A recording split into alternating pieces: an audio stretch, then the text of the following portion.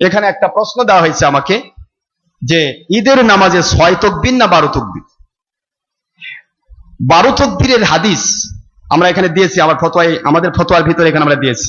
আপনাদের এটা কিনে পড়বেন, আসলে না পড়লে তো হবে না। ফতোয়ার কিতাব আমরা দিয়েছি ঈদের নামাজ, এই যেখানে দেওয়া আছে দেখেন, ঈদের নামাজ 12 তাকবীরে নহে 6 তাকবীরে। ঈদের নামাজ অতিরিক্ত 12 তাকবীর নহে 6 তাকবীরই খাস সুন্নাত। 72 পৃষ্ঠা থেকে 76 পৃষ্ঠা পর্যন্ত আমরা হাদিসগুলো তুলে ধরেছি এবং চ্যালেঞ্জ ভিত্তিক বলা হয়েছে যে ঈদের নামাজ 6 তাকবীরই খাস সুন্নাত।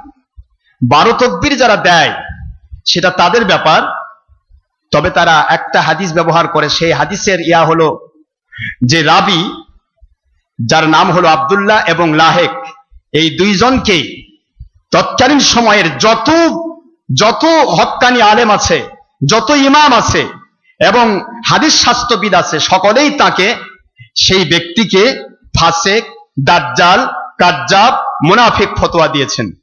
সুতরাং ওই হাদিসটি জাল হাদিস, 12 তাকবীরের হাদিস। নাউজুবিল্লাহ জোরে বলেন।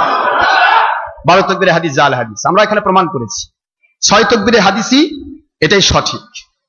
আমি যেটা আপনাদের বুঝিয়ে দিতে চাই 69 এখানে আপনারা দেখেন, আমি দেখে বলে দিচ্ছি, আমার তো জানাই আছে, দেখে বলে দিচ্ছি এই জন্য যাতে আপনাদের ইতমিনান হয়, ভিতরে যেন মানে বিশ্বাসটা প্রবণ হয়।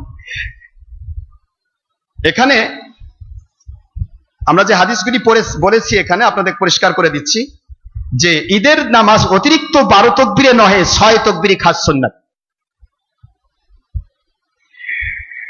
রাসূল পাক সাল্লাল্লাহু আলাইহি ওয়াসাল্লাম ও সাহাবায়ে কেরাম রাদিয়াল্লাহু আনহুম সকলেই 6 তাকবীর সহিত ঈদের নামাজ পড়িতেন। সুবহানাল্লাহ জোরে বলেন। একাধিক সহিহ হাদিস গ্রন্থে বহু হাদিস শরীফ ইহার প্রমাণ স্বরূপ বিদ্যমান। এই জন্যই হানাফিগণ 6 তাকবীর সহিত ঈদের নামাজ আদায় করিয়া থাকেন।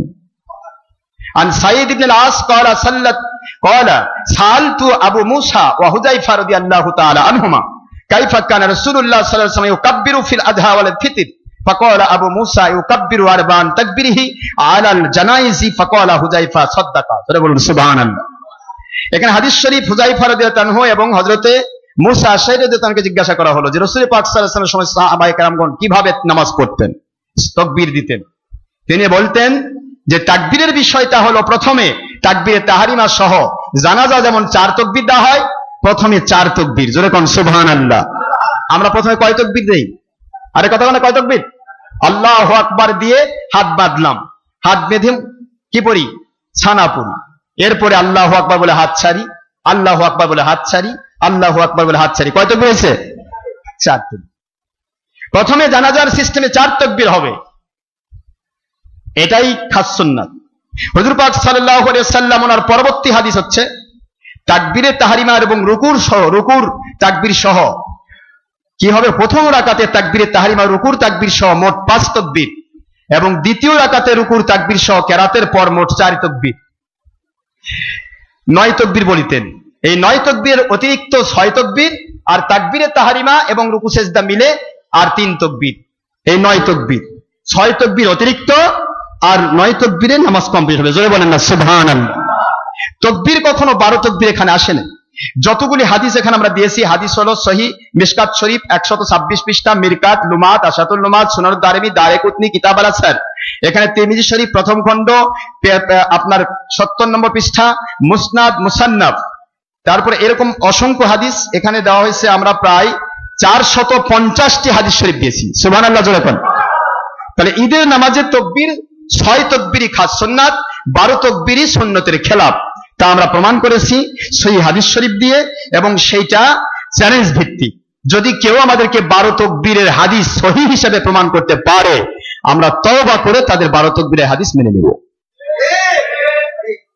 কিন্তু পারবে না, কোনোদিন সম্ভব নয়। ভাইরা আমার, যাই হোক, আপনাদের প্রশ্নের উত্তর এটা। তবে এই প্রশ্ন যে আমি উত্তর দিতে চাই, কমের পক্ষে আধা ঘন্টা সময় লাগবে, আমি সেদিকে যাচ্ছি না।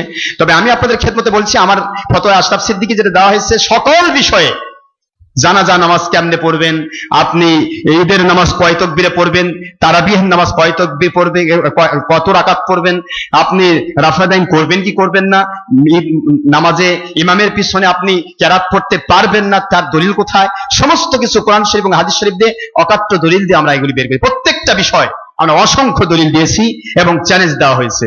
কোন ব্যক্তির যদি হিম্মত থাকে বাহিরে কথা বলাটা, এটা শয়তানের লক্ষণ।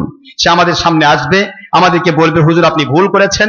আলহামদুলিল্লাহ, আমাদের ভুল যদি কেউ সংশোধন করে দিতে পারে, এটা আমি ইন্টারনেটের মাধ্যমে সারা বিশ্বকে চ্যালেঞ্জ করছি, তাদের কাছে আমরা তওবা করে আমরা মুরিদ হতে চাই।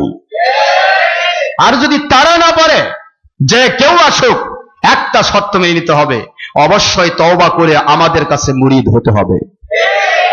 বাস, আমরা এক হয়ে যেতে চাই, আল্লাহকে মানবো, মানার মতো মানবো, ভেজাল চাই না। কথা ঠিক না? ঠিক ভাই, আমার ভেজাল করে লাভ নেই। আল ফিতনাতু আশাদ্দু মিনাল কতল, ফিতনা সৃষ্টি করা হত্যাকাণ্ডের চেয়ে জঘন্যতম অপরাধ।